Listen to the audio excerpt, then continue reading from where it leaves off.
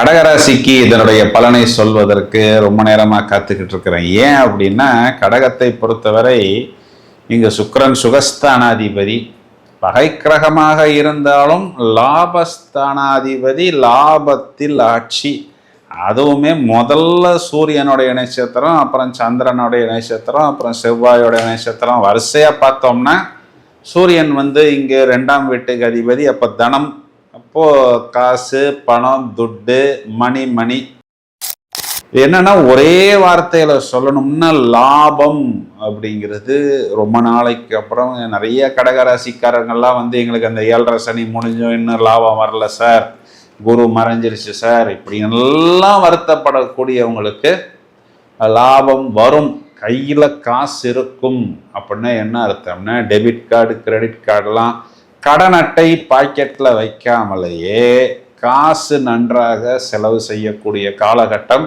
இப்போ செலவு செய்யும் பொழுது என்னன்னா திருப்தி, சாட்டிஸ்ஃபேக்ஷன், நினைத்த காரியத்தில் வெற்றி அப்படிங்கிறது ஏற்படும். சுக்கிரனை 3ஆம் பார்வையாக பார்க்கிறார். அப்போ சுக்கிரன் நினைத்த காரியத்தில் வெற்றி. உங்களுடைய நீங்கள் பண்ணக்கூடிய செலவாக இருக்கலாம், எக்ஸ்ட்ரா வேஜன்ஸாவாக இருக்கலாம், லக்ஸரியாக இருக்கலாம், இல்லைன்னா உங்களுடைய கம்ஃபர்ட்டாக இருக்கலாம். இது எல்லாத்தையும் உங்களுடைய ஒய்ஃப் பார்த்து கொண்டே இருக்கிறார், உங்கள் ஹஸ்பண்ட் பார்த்து கொண்டே இருக்கிறார். ஒருவேளை நீங்கள் ஏதாவது ஒரு additional boy friend, girl friend, இல்லைன்னா ஒரு செகண்ட் ஒய்ஃபு, செகண்ட் ஹஸ்பண்டு, இதில் ஏதாவது விஷயங்கள் நீங்கள் தேடினால் பார்த்தால் கண்டிப்பாக உங்களுடைய லைஃப் பார்ட்னர் அப்படியே உங்களுடைய வாளை வெட்டி விடுவார், உங்களை கையும் களவுமாக பிடித்து விடுவார்.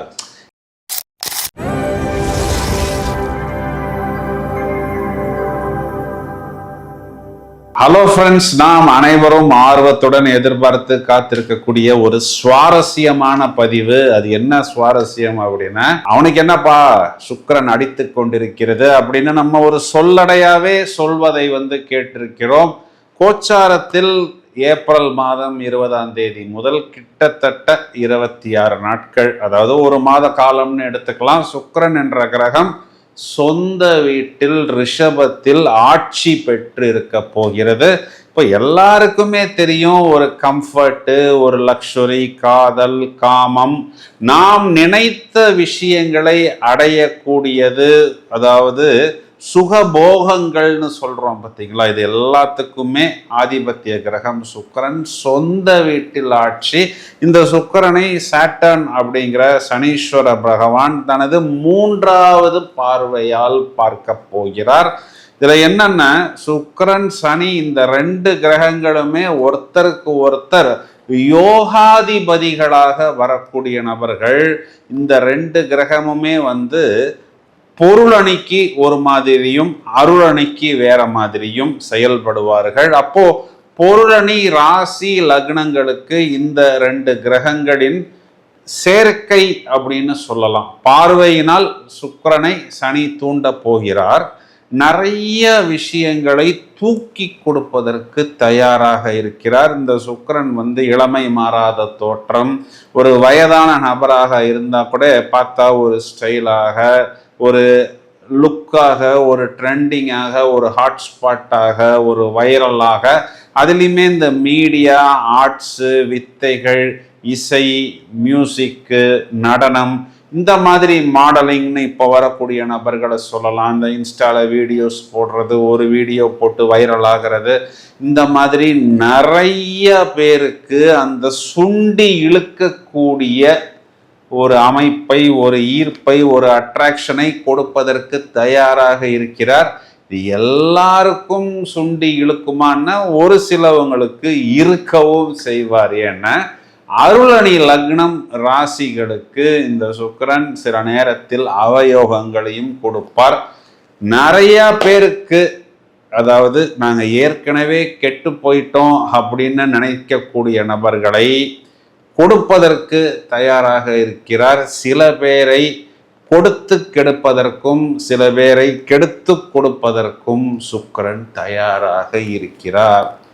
உங்கள் ராசிக்கு என்ன செய்ய போகிறார். அதாவது இது ஒரு ஷார்ட் பீரியடாக இருந்தாலும் நாங்கள் ஒரு சின்ன டூர் தான் சார் போயிட்டு வந்தோம், அந்த மெமரிஸ் எங்களுக்கு ரொம்ப நாளைக்கு இருக்கிறது. நான் ஒரு நபரை சந்தித்தேன், அதில் ஏற்பட்ட அந்த ஒரு டேர்னிங் பாயிண்ட் வெகு நாட்களுக்கு எனக்கு தீனி போடு கொண்டிருக்கிறது. ஒரு சின்ன ஒரு பரீட்சையைத்தான் எழுதினேன், நான் பாஸ் ஆன பொழுது எனக்கு ஒரு மிகப்பெரிய வெற்றி கிடைத்தது, என் லைஃப்பில் ஒரு டேர்னிங் பாயிண்ட் ஏற்பட்டது அப்படின்னு நாம் சொல்றோம் அல்லவா. அதை போல் இந்த ஷார்ட் பீரியட் அப்படிங்கிறது ஒரு முக்கியமான பீரியட்.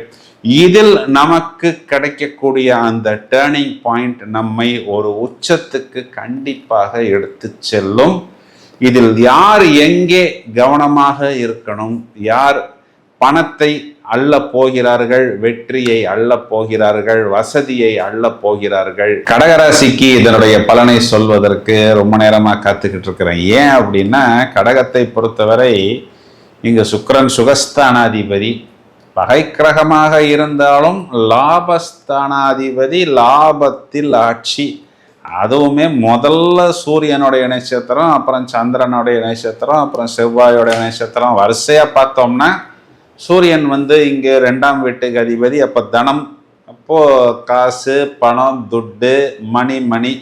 அப்புறம் சந்திரனுடைய நட்சத்திரம், அதாவது உங்களுடைய ஜென்ம நட்சத்திரம். அதுவும் எப்படின்னா, உச்சமடையக்கூடிய ரோஹிணி நட்சத்திரத்தின் மேல் சுக்கிரன் பயணம்.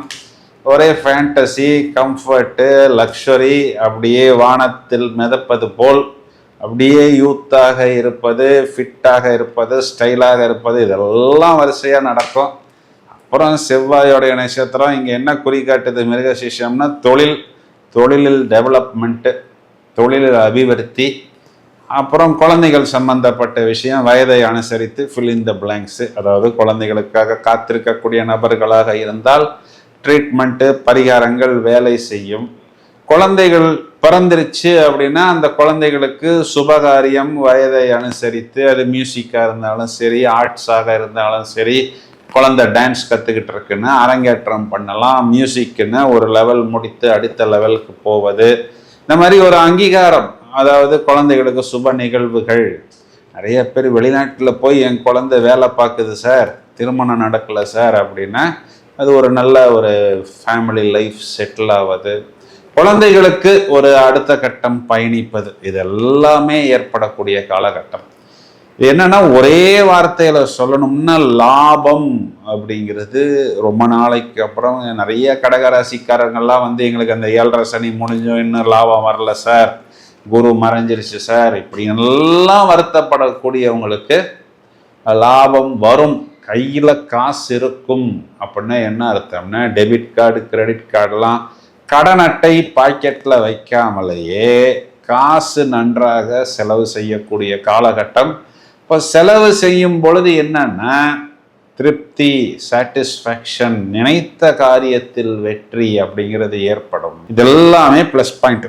தேடி பார்த்தா என்ன மைனஸ் பாயிண்ட்னா, சுக்கிரனை யார் பார்க்குறான்னு சொன்னேன், சாட்டான் பார்க்கிறார். அப்போ இந்த சாட்டான்கிறவர் என்னன்னா, இங்கே உங்கள் லைஃப் பார்ட்னரை குறிக்கிறார். அப்போ நீங்கள் கடகராசி சகோதரியாக இருந்தால் சாட்டான் உங்கள் ஹஸ்பண்டையும், நீங்கள் கடகராசி மேலாக இருந்தால் சாட்டான் உங்கள் ஒய்ஃபையும் சுக்கிரனை 3ஆம் பார்வையாக பார்க்கிறார். அப்போ சுக்கிரன் நினைத்த காரியத்தில் வெற்றி. உங்களுடைய நீங்கள் பண்ணக்கூடிய செலவாக இருக்கலாம், எக்ஸ்ட்ரா வேஜன்ஸாவாக இருக்கலாம், லக்ஸரியாக இருக்கலாம், இல்லைன்னா உங்களுடைய கம்ஃபர்ட்டாக இருக்கலாம்.